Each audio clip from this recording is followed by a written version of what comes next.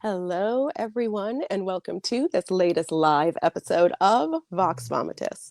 I'm your host, Jennifer Ann Gordon, the author of Pretty Ugly, The Japanese Box and Other Stories, the Hotel series, and because I couldn't say it last week because it officially had not been announced, the upcoming Perfect Wives, Perfect Lies. Don't ask me when it's coming out because we don't know yet, but I can confirm that it is coming out. Yay! And I'm still getting used to the new title. So if I say it wrong, we'll just ignore it. I think I've heard 3 versions of it by now, so I'm never going to get it right. So I know. I apologize. I'm just like every time I committed to a new title, I'm like, practice it, say it. Now I'm like, but joining me today, as always, is my Vox Vomitus vixen, Allison Martine Hubbard, author of The Bourbon Books, which includes Dibs, Since September, Move on Melinda, Climb the Salmon Ladder, Ranchers Take Manhattan. And coming this Christmas, there will be a new addition to the Bourbon Books family. I don't know what to title that one. A very Laurie Sunkissed Christmas. If I actually write it, I would need to do that first. And joining us today, we are thrilled. Not gonna lie, Allison and I have been nervous this morning. Because we have Chuck Wendig here. It is the first time he's been on our show. We are humongous fangirls. He's here to talk about The Staircase in the Woods, the Wendig universe kind of in general, but also about 6 months ago, Allison and I were having like a co-nervous breakdown about our writing, and we both it was more than 6 I know months when ago. it was. It was I want to say it was longer ago than that because I was reading it while waiting for my daughter to get out of her spelling bee. That's just the thing you do. But I was sitting there with my pencil and highlighting things and making noises while my other children were like, shut up, mother. Can you stop reacting to everything? But that's also why my eldest child is not like sitting by me at theater because I laugh too loud. Oh. Hi, Chuck. Hi, Chuck. So, Chuck, welcome to Vox Vomitus. If any of our viewers actually don't know who you are, please tell them a little bit about yourself and then a little bit about Staircase in the Woods. Yeah, I'm a writer of books. Too many of them. I should stop probably at this point. No, please don't. It's a problem. I've been writing formally since 2012, and I've had, I think, 40 or 50 books out at this point. And then before that, I was a freelance writer in the game industry.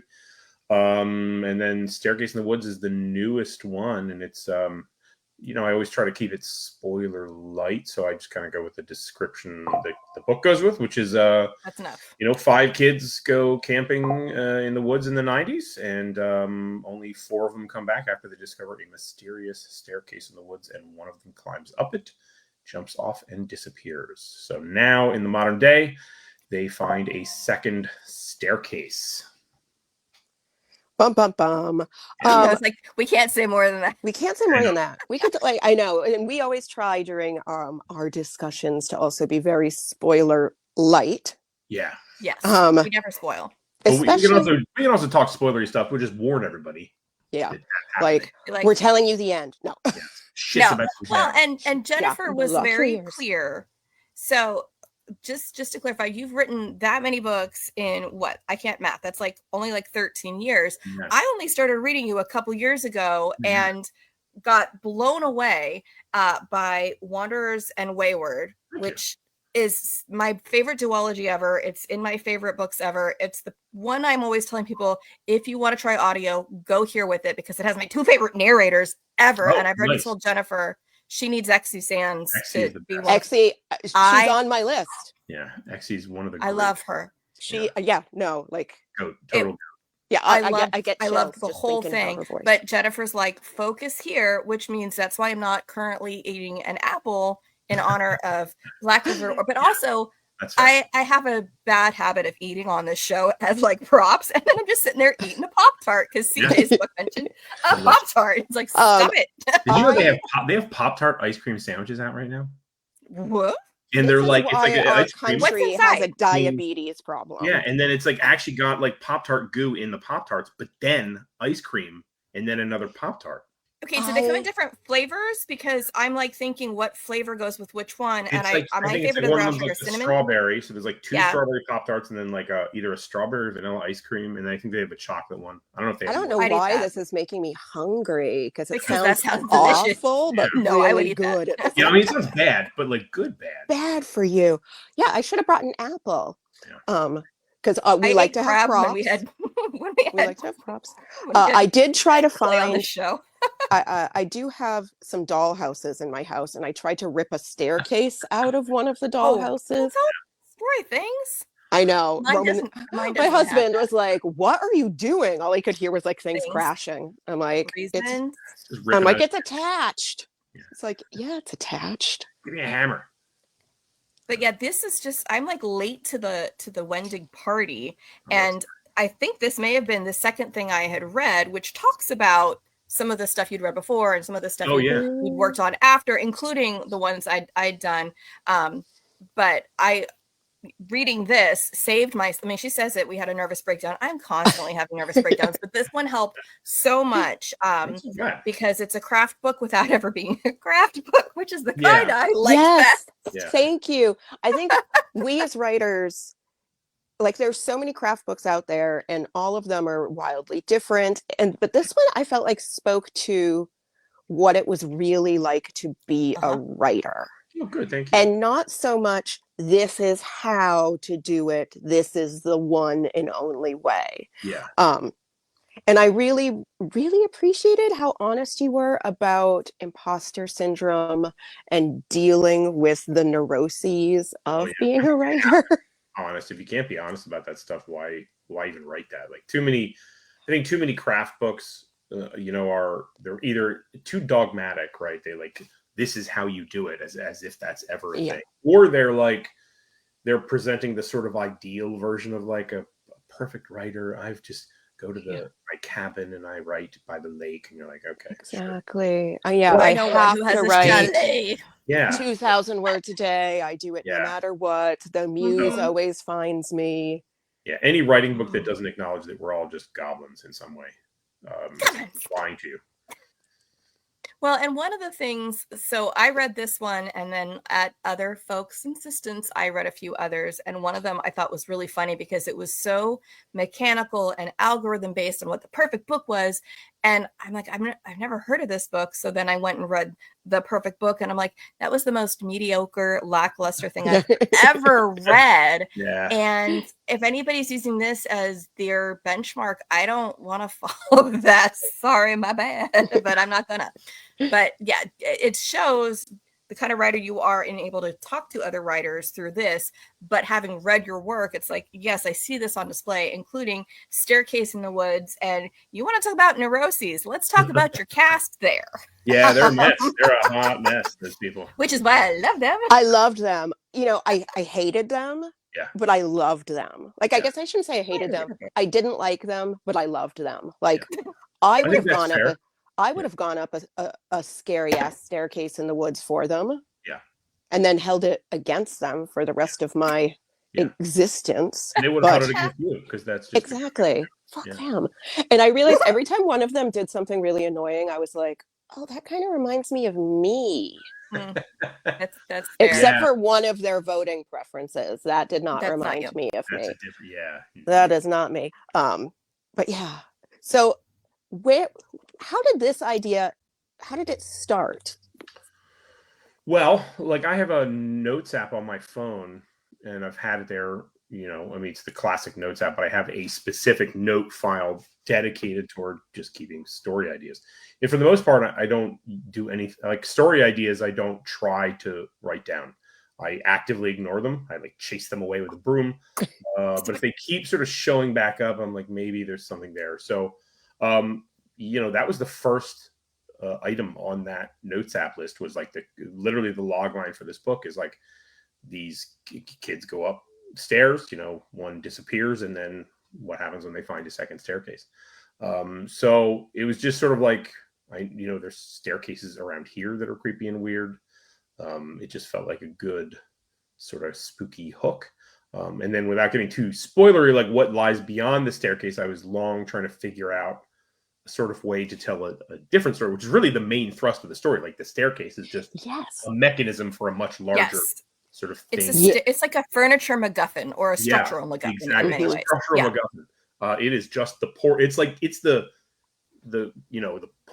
cat, the whatever you call it, the God in Narnia, the wardrobe. Yeah, the wardrobe. The wardrobe. So it's not actually the point of the book. The staircase is just the wardrobe into my own nightmarish Narnia. So that particular Narnia that they end up in, that's been something I was trying to figure out for a while too. So I had that as a sort of a separate thing, and then I was like, oh, what if I just made these two things kiss? And then make them kiss. And I've long been wanting to write a story about like friendship. Like, Book of Accidents is very much about family.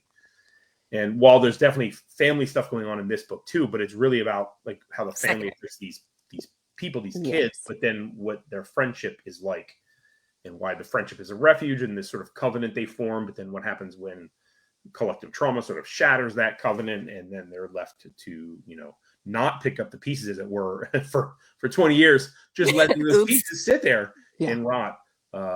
It sounds like how my children clean up. They don't.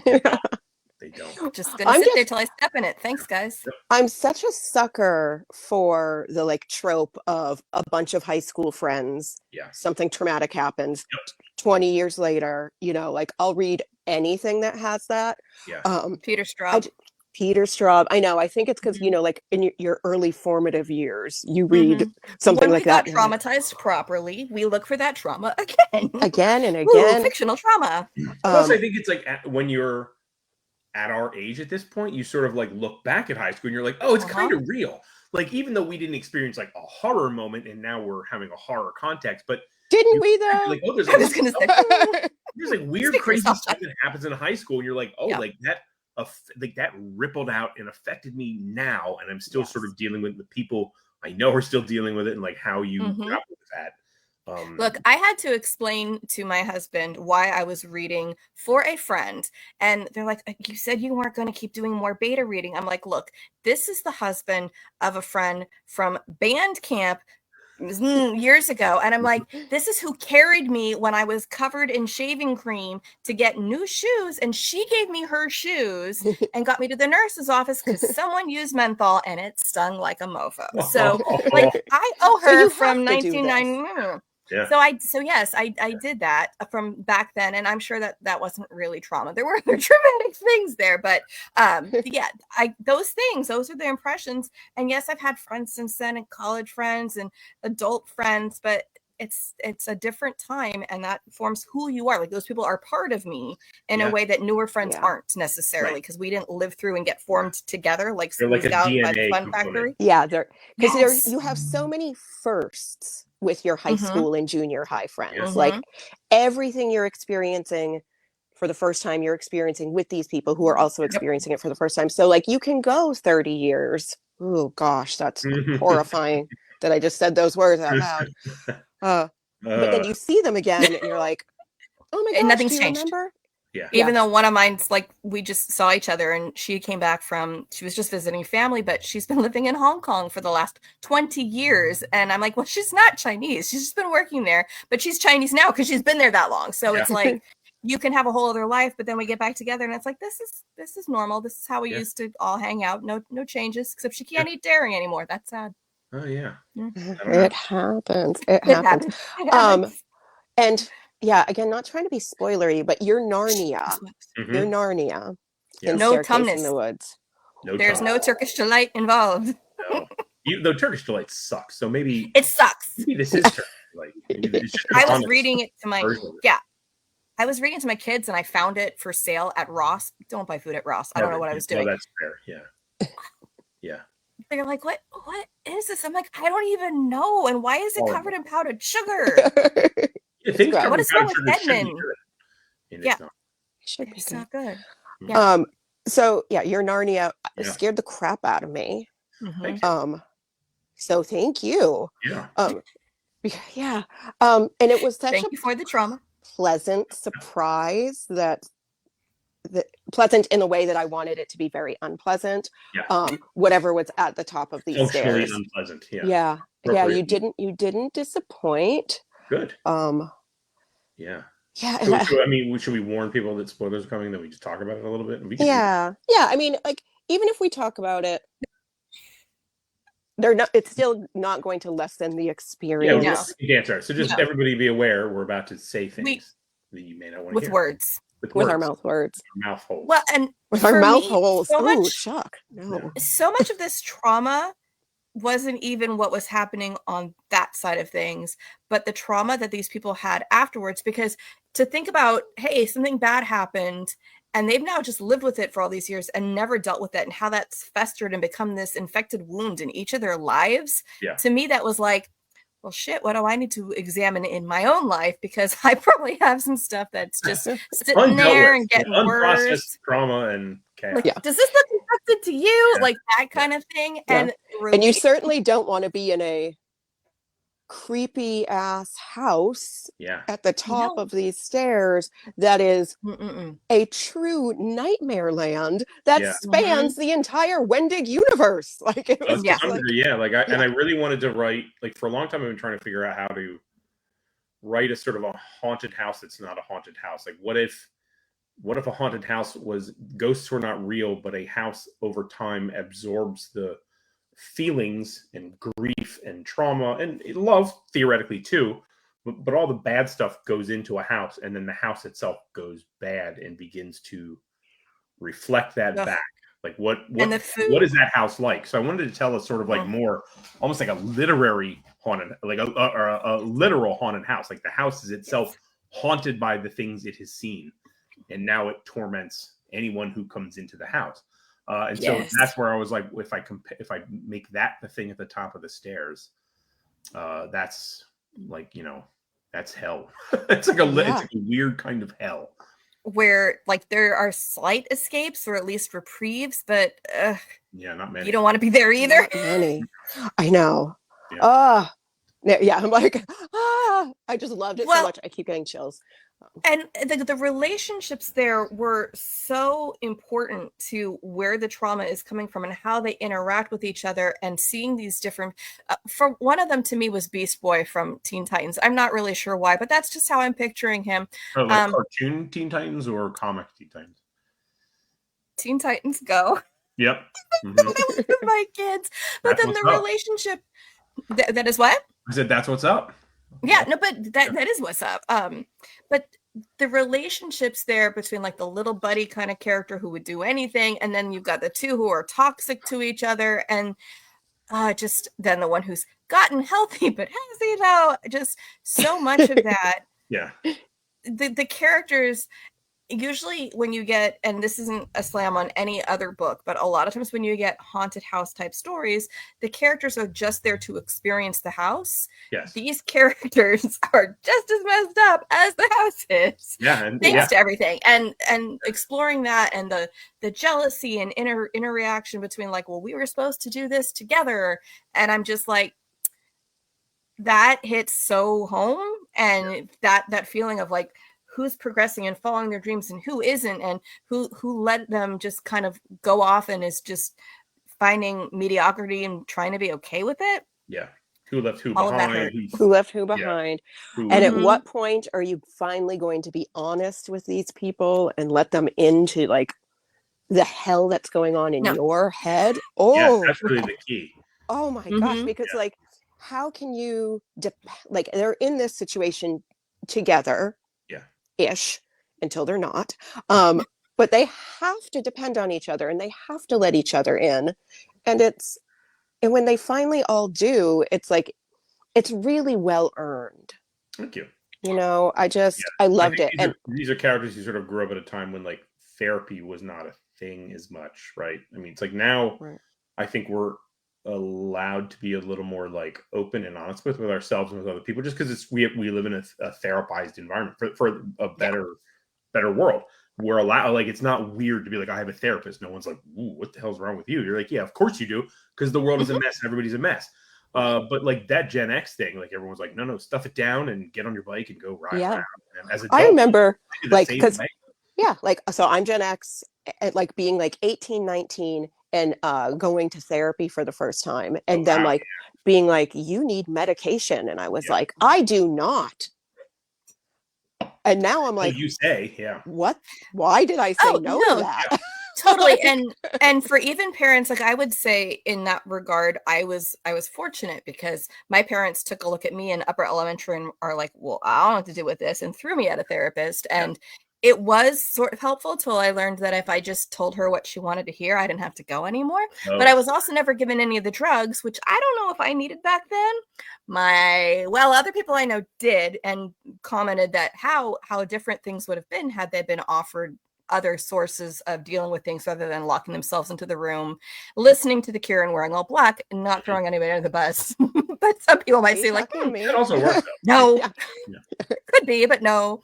But just, it's a very different generation. And even people you think you're super close to, that you won't necessarily know the demons that they're battling every single day, because to do that, they wouldn't be able to hold themselves together anymore if they let anybody in. Mm-hmm. Yeah. And that's the hard thing. Yeah.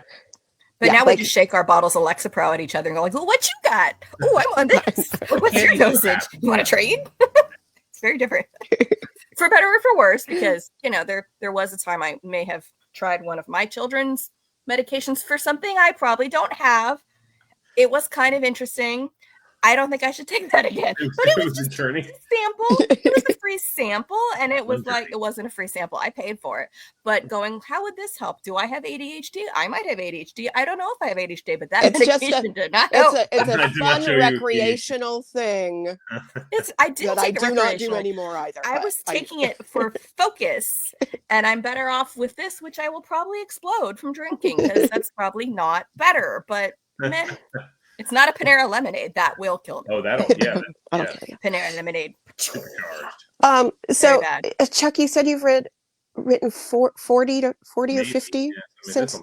Yeah, way too many. So it's not too many. It's a lot for me to get through, but I'm going to do it. Yeah. I'm like, how do you do that? What is your average day like? Like, what do you? Are you a morning pages guy? I'm usually a morning pages guy. I mean, part of it is like that whole general writing advice thing talks about, like, when I was younger writer, I could write a lot more and a lot more furiously. Yeah. And then at a certain point, as I got older, that's when I was like, I'm pretty much burning out at doing this. So that's how I was writing that much, was probably unhealthily. Like at the time, maybe it wasn't unhealthy because it seemed like it worked and I was doing well. But it was hard to see when it wasn't the right thing anymore. It was hard to notice that. So thankfully, I'm with a publisher that doesn't want me to write that much, because they correctly identified that I'm competing with myself on bookshelves at that point. So having fewer books out is smarter, because it gives each book a better chance to breathe. And let's be honest, you don't write short books.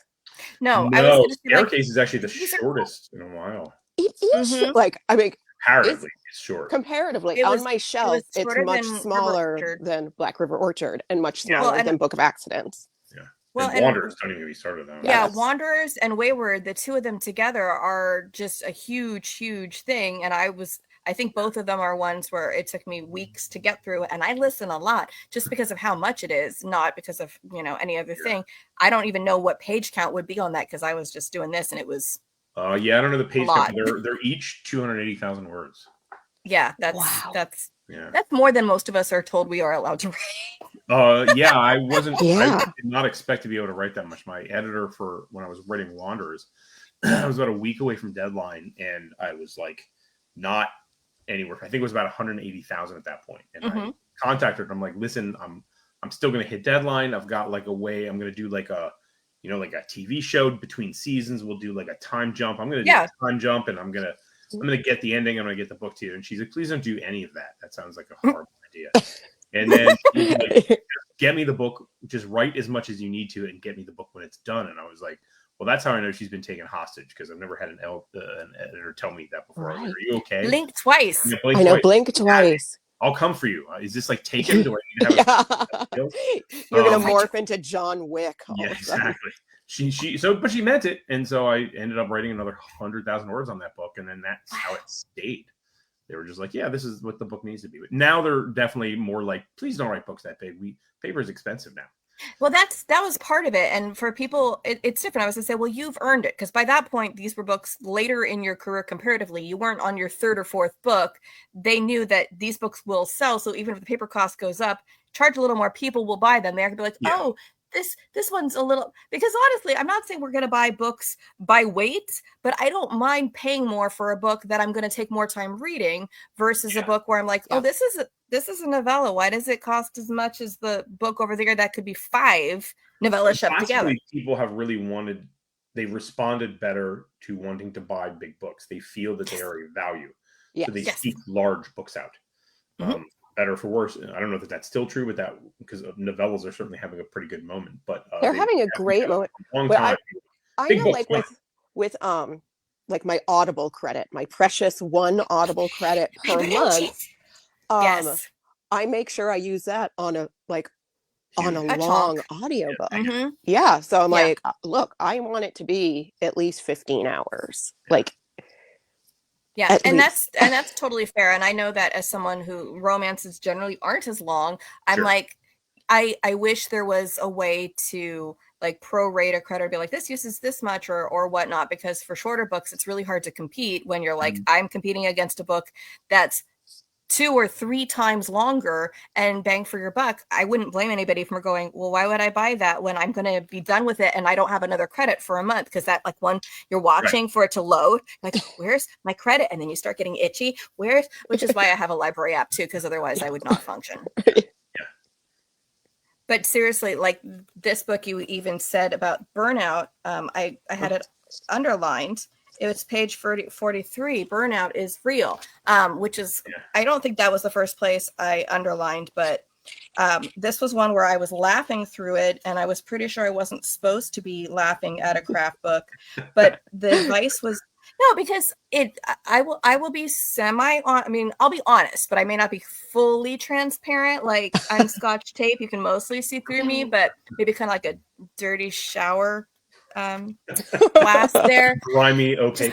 Grimy. Kind of gross. I probably need to clean it. I was recommended to read some craft books by someone who I have later determined doesn't have a grasp on craft at all. Oh, no. And I'm just going to say it.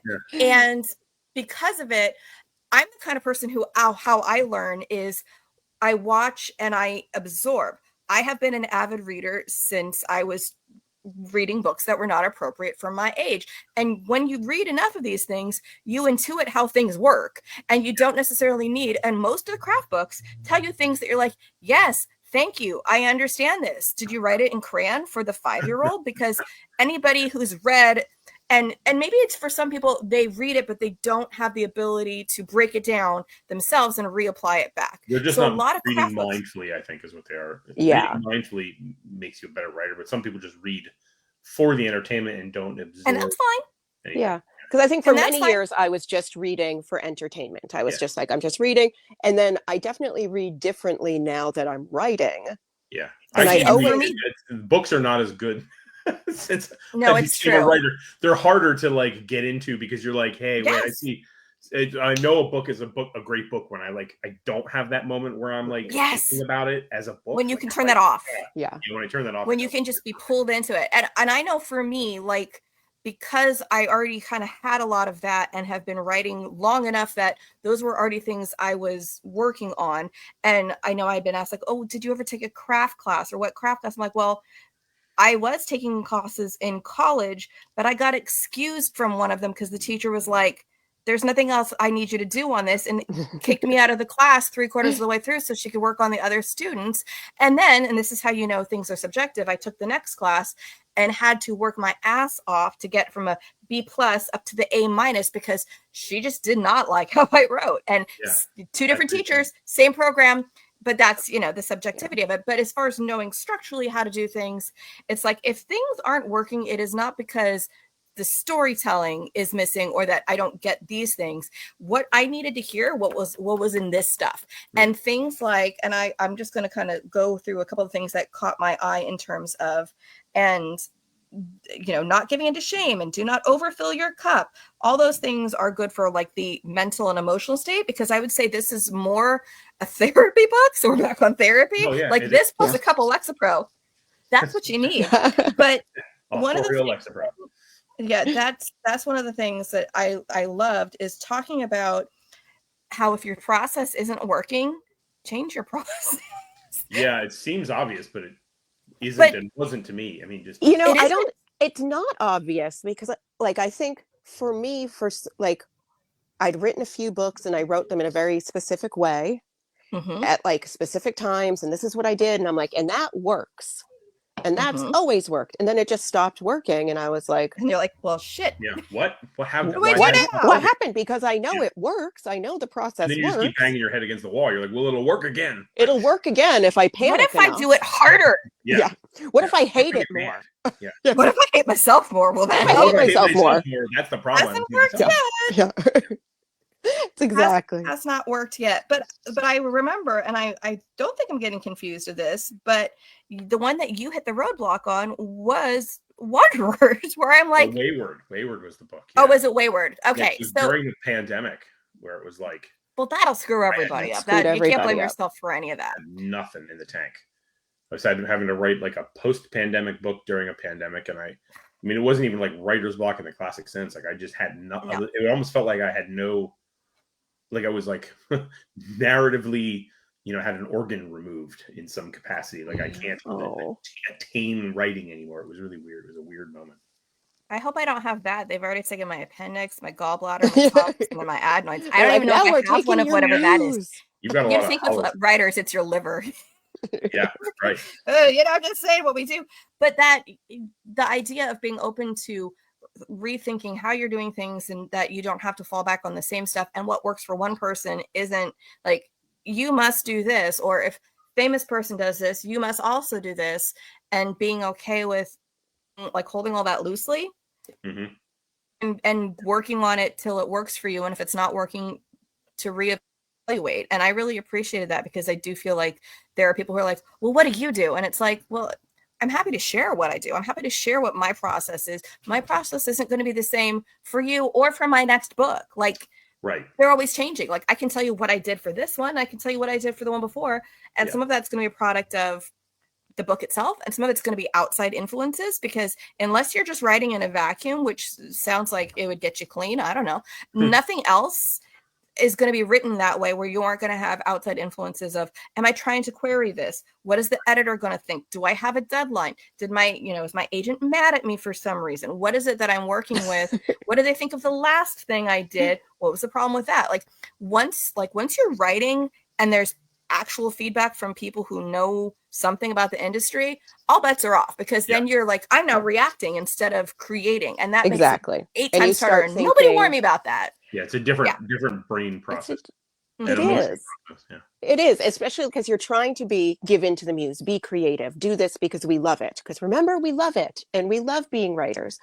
But then, the little voice in your head that's going, okay, is this enough like my last book that my readers will still like it, but different enough that they won't be like, oh, it's the same. Yeah. And One trick pony. And like, is this commercial enough? Is this too commercial? Why am I caring about any of this? No, just write. The thing is, your answers are never going to be right anyway. No. So it's so useful to just be like, I can't think about those things. Right. Which is why this book came into our lives when it was supposed to. And I think, Allison started reading it first, and immediately she was just like, you need to buy Chess book. Sorry. And I was like, okay, I'm buying it right now. Yeah. I was bothersome in that way. And I did read other books that had other ways of thinking. And some of them I thought, I'm like, yes, this doesn't tell me anything I don't already know, but it's nice to see it written out that way. Like I know one of them talks about different. Yeah. And sometimes just seeing the stripes, like that's great. Yeah. But did it change anything I was doing? No.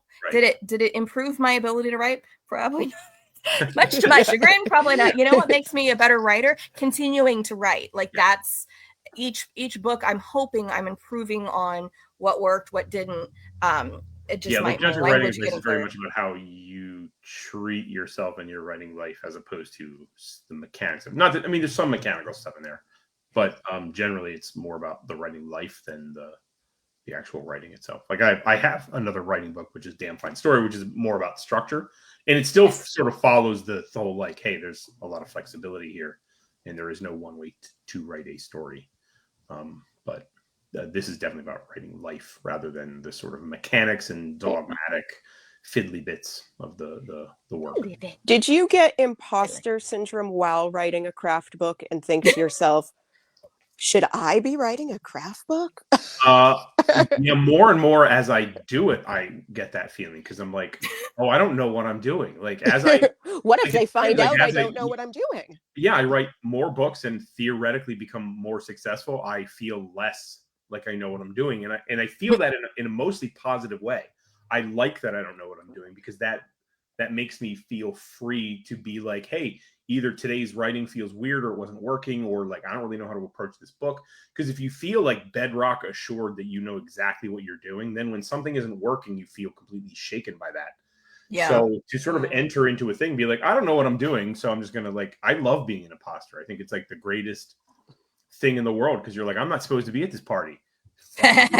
I'm sneaking in here. I'm stealing your food. I shouldn't be here. There's something really freeing about when you embrace imposter syndrome as like it's awesome to like, I don't belong. Screw you people. Like, yeah. It's very punk rock. I want to teach like, writers, now. You know, writers are supposed to be like isolated, not belonging type people anyway. Meh. So it's perfect. Like that's like I'm socially awkward, but I'm everywhere. Yes. I'm like, I can be awkward everywhere I go. Yeah. But I love it. It's like the opposite. It's like Dunning-Kruger in reverse. That the more you recognize, they're like, we don't know what we're doing. And the more I've talked to other authors who I respect, like everybody's doing their own thing. It's not like, oh, to be one of the real authors, you need to be over here doing it like this. Yeah. I will say, and I kind of remember you having a special writing space. Is that accurate? Oh, I like do. separate outside? My writing shed. This is, I think, a product of where certain people live, because I live in the lovely area of Orange County, California, where this is how big my house is, scale model, because we just don't have space out here. Everything's so expensive. So I have Allison has to take a shrinking potion before she goes into her writing space. It's fine. I'm already 5'2". It's not. I can't get much smaller. No, but I could, I guess, just write in my closet. It's a decent sized closet. But like for me, I usually go out and about where I'm away from the children, but I know that that's something that not everybody can always do. But that's like, for me, that's the thing. Like when I drive by certain places that have like the grandma house on the side, I'm like, I want that for my writing so I can be away from you. I love you, but I would like to be over here because I'd like to get into my writing brain space. Because I know for me, when I hear people who are like, oh, I just, I do it and it's like a job and you just, I'm like, it's not ditch digging. And I can dig a ditch when I don't feel like digging a ditch, but if I write when my brain's not in it, they will be words. Probably.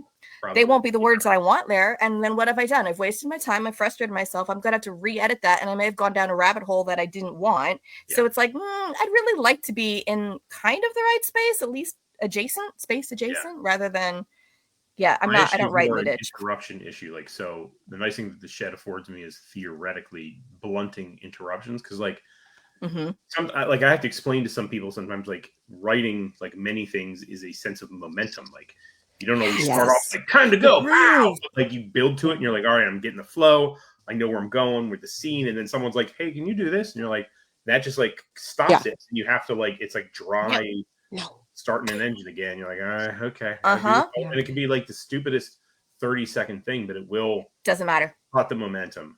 And so I have to kind of remind many people in my life, like, hey, this is like a no-fly zone. When I'm this is like a don't talk to me unless something's on fire. Yeah. Unless the shed itself is on fire. Yeah, if the shed's on fire, please let me know that. Yeah. You're on fire. Only if it's a big fire. Yeah. If they it's a candle, put it out, probably fine.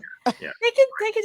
No, but I totally appreciated that, because remember you were talking about that, and we've talked to other authors, especially as they've gotten that, like, oh, they finally have their she shed or their writing shack or whatever. I'm like, that's to me the writing goal, and maybe I'll feel less like an imposter when I have a little space. But right now, it's the local Starbucks, and that's fine. That works too. Because nobody bothers me there. Yeah, and that's the key. They're talking to me. That is the key. Yeah, I have my little tower room 4 floors up, and it's great. And nobody goes up there because it's up 4 flights of stairs. Nice. Other than the ghost. And now my dog used to follow me up there, but now he's too chicken. Well, he's fallen down the stairs at least once. More than once. So do you actually have a ghost? Is it where you're being sarcastic? No, I do. There's a ghost. Her name is Esther. She built this house, and Nice. She was a poet and a photographer, and Well, when I'm in the zone, I can like a good ghost. Yeah, she's good, and like I'm sure she's helpful. Yeah, and I feel like, and my husband's a musician, and I just feel like when our creativity is kind of like flowing in the house, like I feel her vibe. Nice. I grew up in a house that I think had a dead kid. Oh, and, I don't like that so it's much. very mischievous, like a lot of stuff turning on and off in the middle of the night, and weird. Yeah, so nothing harmful, but definitely. But definitely a little more of that classic. Yeah, like, oh, this house is haunted. Yeah. Like, oh dear. Yeah. Yeah, when we first moved in, she was more active, and there were things that were not as enjoyable. But then, we talked to her. You knew, but you needed to be simpatico.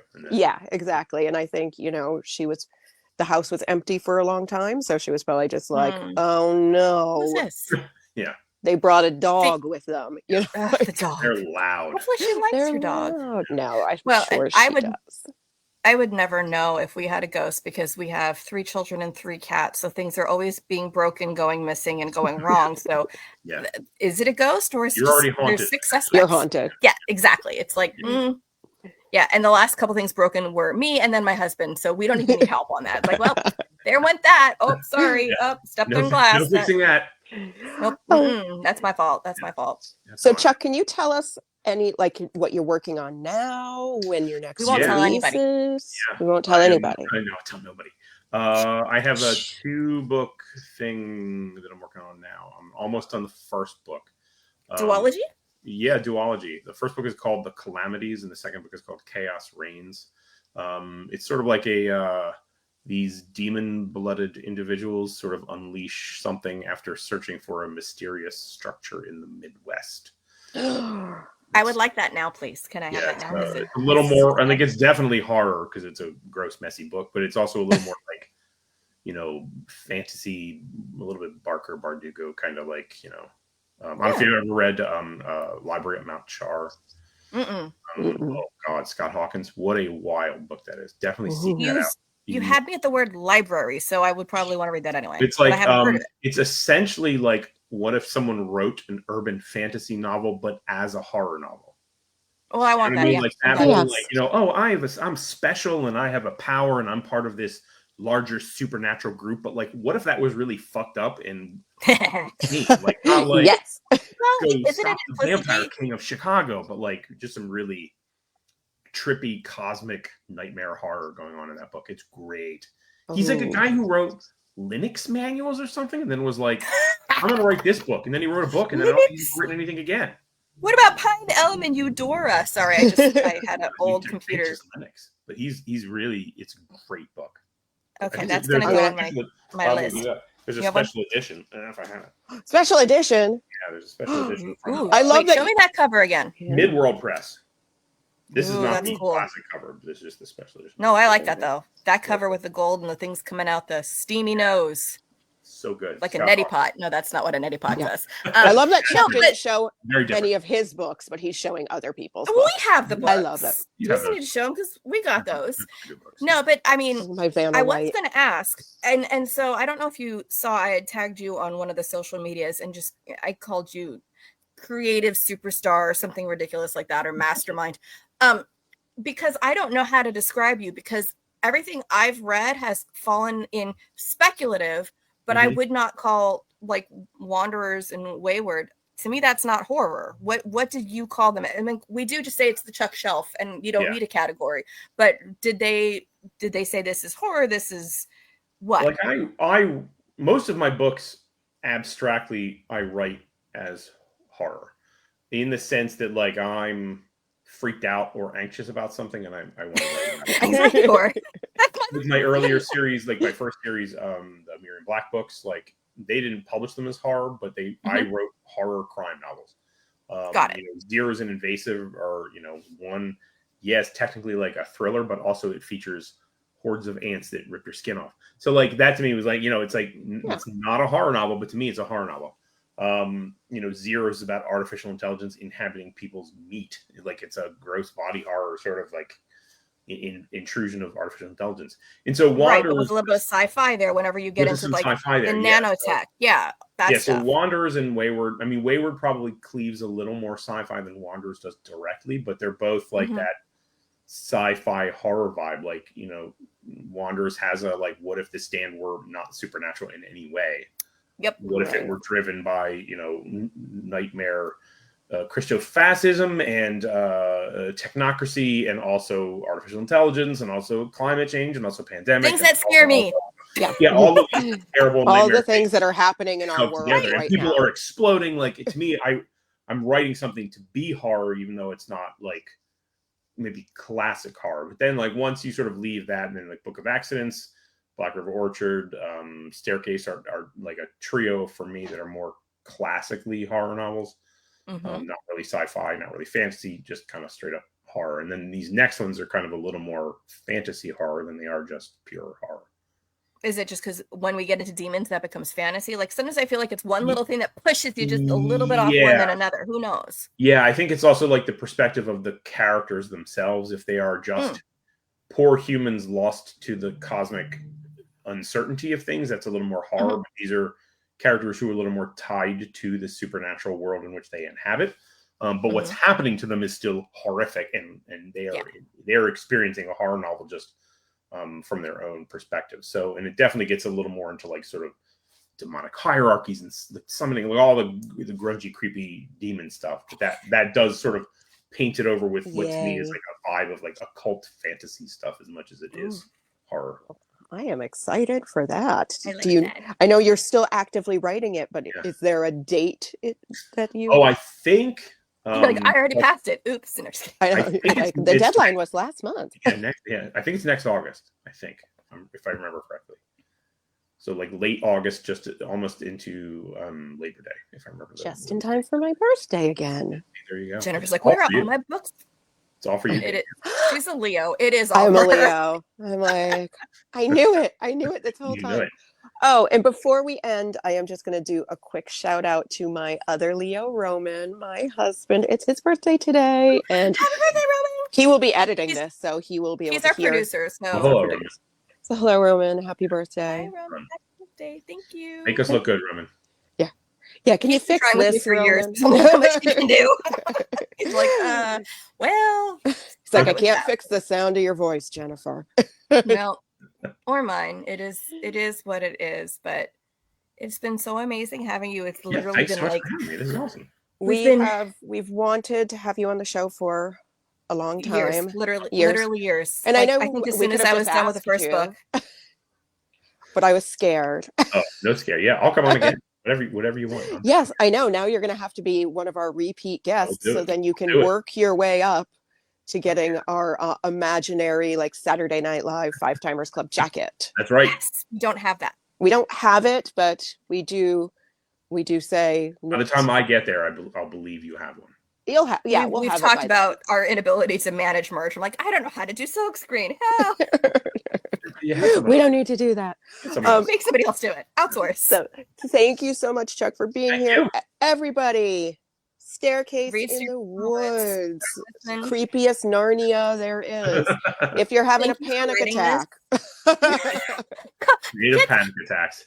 Yeah, seriously, Lexapro is sold separately, but as far as the helpful words that go with it, this is, if anybody's out there writing and needs help, this is the one I'm saying to go to. Leave the other ones. Let the cats save their own damn selves. There you go. Agreed. Sorry. Everybody, thank you so much, and we will see you soon. Bye.